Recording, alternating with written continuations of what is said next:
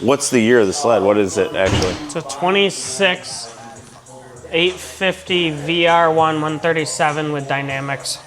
And what's this motor going into it? It's a Patriot Indy Special. 62 Starfire Stroker motor. First time seeing one. I hope it lasts. See that? They actually wrote on the inside. Do you know the price? Engine without a core is $59.95. $59.95. $6 grand for an engine swap. You haven't even tried the sled yet? And that's just, you got your core fee, you got a pipe, you got a Y, you got a clutch kit, you got a tune. I think I should be best friends with this guy because he probably has extra sleds I could ride.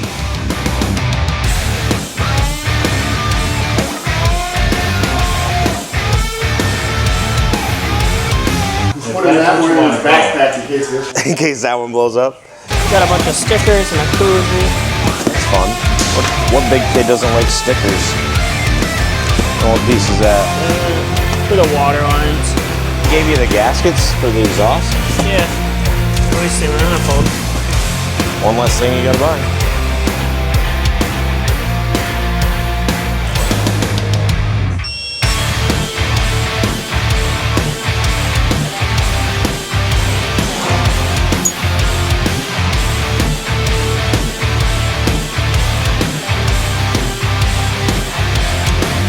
You got a pin in. Hang on, come out. That pin is stopping.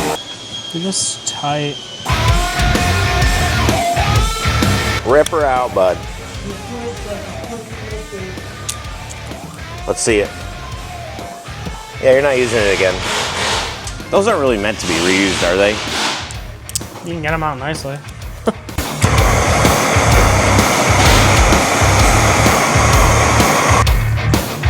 Much easier on that one. Yeah, it's got a stroker crank. I think it runs 800 HO pistons, which is interesting. But your cases are the same. Yeah, they're 850 Polaris cases. Someone's like, you didn't clean your valves off before you put them in a new engine. They're gonna do it. They're gonna do it no matter what. And it literally came out of a new engine. I take it from one brand new engine, I put it in another brand new engine. Why does it matter? Because it doesn't.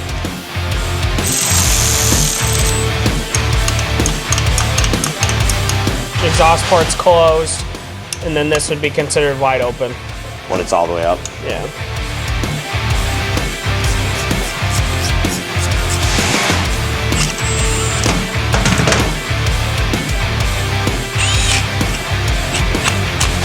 And this one's a nut. You're using the same flywheel though. Yeah. Flywheel stator. But like we talked about, that's a different crank in there. It's not. Yeah. And what's that company's name again? Not that I'm going to advertise them. Indy Specialties.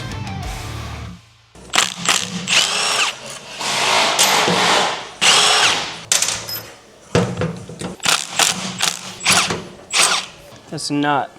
On a stud. On like a threaded crankshaft.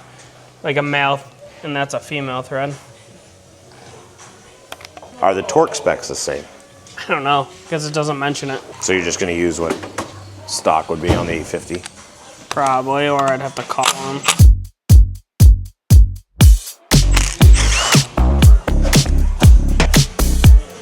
They'll give you a big opening to fish that through, do they? No, they don't.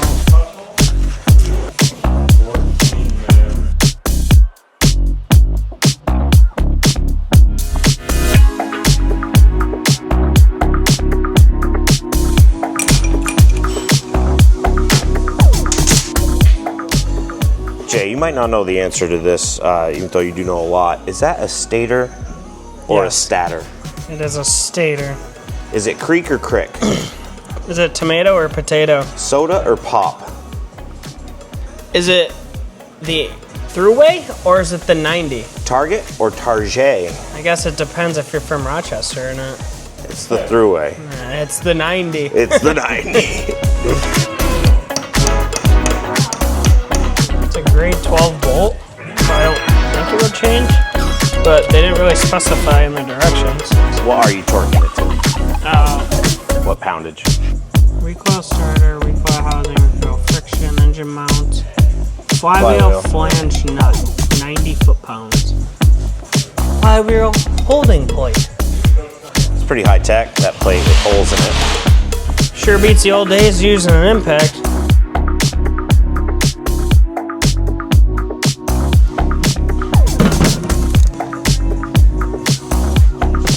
One more time.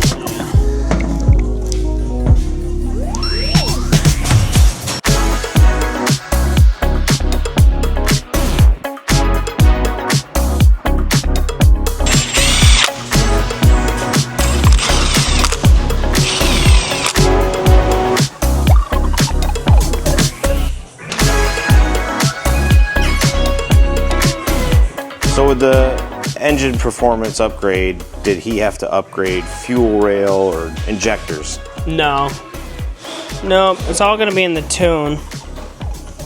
Just wanna make sure you don't have any big air bubbles in your oil lines either. Granted, it's all gonna be bled through digital wrench. It's gonna activate the oil pump to make sure there's no air bubbles.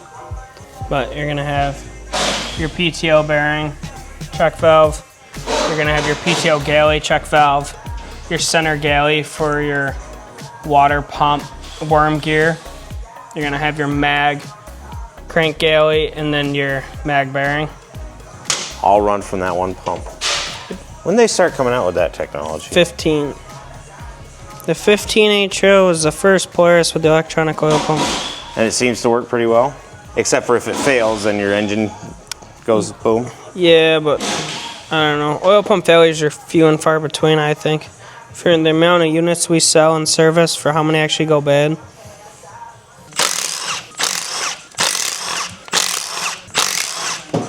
That's cool, because I got a really girly voice. Everybody hates the sound of their own voice. You know you can blow on one of those and actually make a noise? Like a saxophone? Like a saxophone? Yeah. You can play saxophone?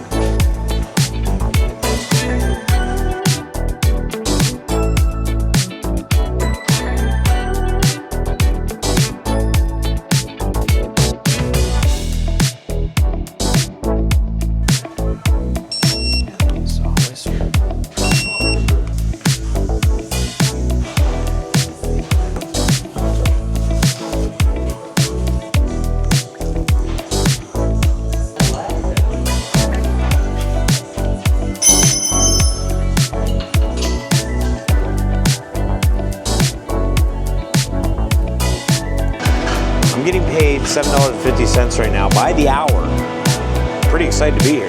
You're making more than me. I'm doing this for free. Wait, you guys are getting paid?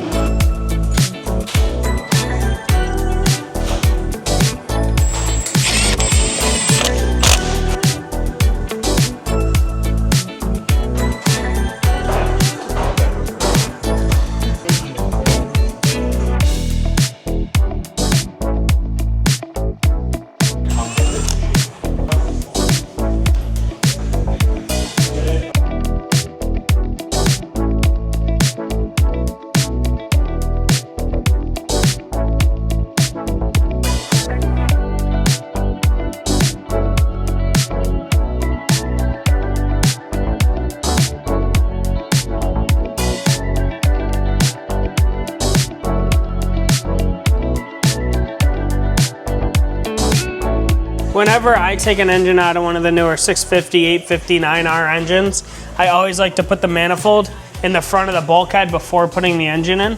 Save yourself some struggle getting around the engine. Yeah, it's a lot easier to lay it in there and bolt it in than try to finagle it in there once the engine's in place. That's a good tip.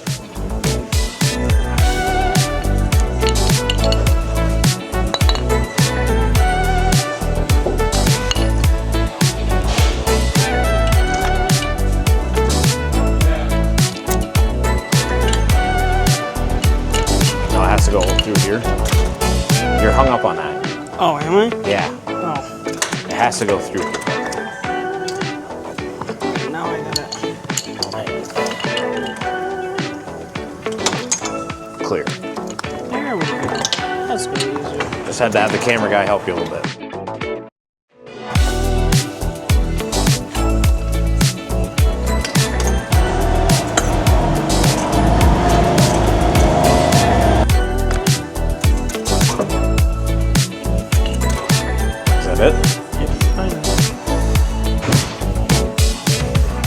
right, Jay, so you have to wait for the ECU to get flashed, yes? Yep. So you're just gonna bolt this down, but we can continue this build another day? Yeah, I'll keep going. I can do quite a bit. Airbox, manifold, starter, pipe, muffler. I can get pretty much all back together and just put the ECU in last. So this was what I was mentioning earlier about putting the manifold in prior to the engine. Yeah, you don't snaking have that. a ton of room, but if you leave it just laying in the bulkhead, you just put your gasket in, your 6 bolts, makes the job far easier. Where would you even snake it in? From the front or from the side? It's hard. I mean, this model, the dynamic shocks, you have your SCM or suspension control module right here, and then you have your e-vest or exhaust guillotines right in the way, and then your steering post.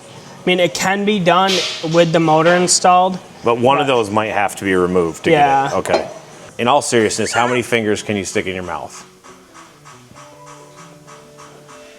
A few moments later. All right, Jason's pulling out the roller so we could take a look at this finished sled. He got the 862 in there, right? Yeah. And it runs. You rode it. Rode it yesterday.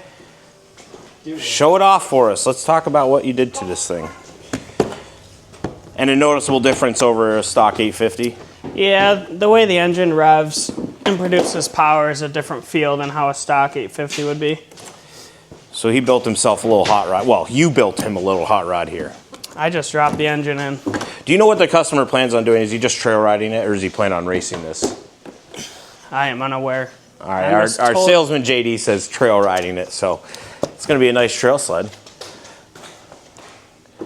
Oh wow, that is a sweet can. Now correct me if I'm wrong, those are illegal in New York, right? Yeah. So we're not technically allowed to have silencers, cans on snowmobiles here in New York, right? That's correct. So we can assume that he's just going to ride this in on his own property in a field or something?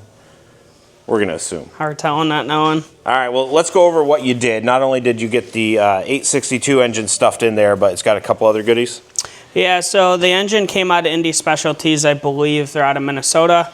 They tell you to run a factory 9R pipe, a factory 9RY pipe, and then you could run a stock muffler if you wanted, but the customer opted to go with an MBRP trail can, I believe.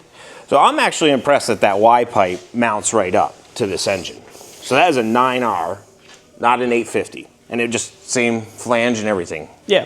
Interesting. And the pipe does what? Just gives you, is it a larger expansion chamber? It could be. I don't honestly know that much. I know the outlet's bigger than the 850 pipe. All right, and you did some clutching to this as well, right? Yeah, Indy Specialties sent adjustable flyweights, a new primary spring, a helix, and a new secondary spring. Can we hear it in the shop? No. Too smoky?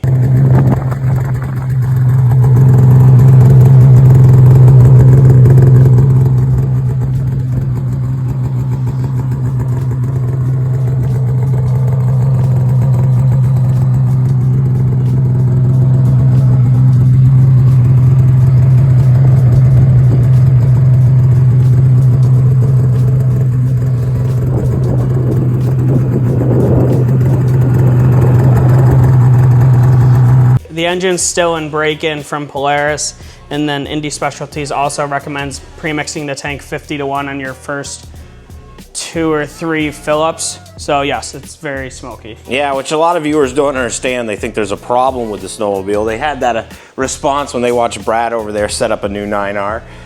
So she's ready to go. The customer's ready for delivery, or is he picking up? He's gonna pick up this weekend, I believe. And the last thing I noticed you did for him was spikes? Studs? Yes, studs is the correct You term. don't call them spikes, okay. No. How many did you put in? I think it's 144 maybe. I forget the math. It's a 137, 3 per bar. So whoever can do the math, I think it's 144. Awesome. Well, thanks, Jay. She came out great. I'd like to try it myself, but I doubt he'd appreciate test drives. Yeah. All right, well, stay tuned. If you guys are interested in having us do something like this, reach out to Bibbens Sales and Service. You can find us online, bibbenssales.com.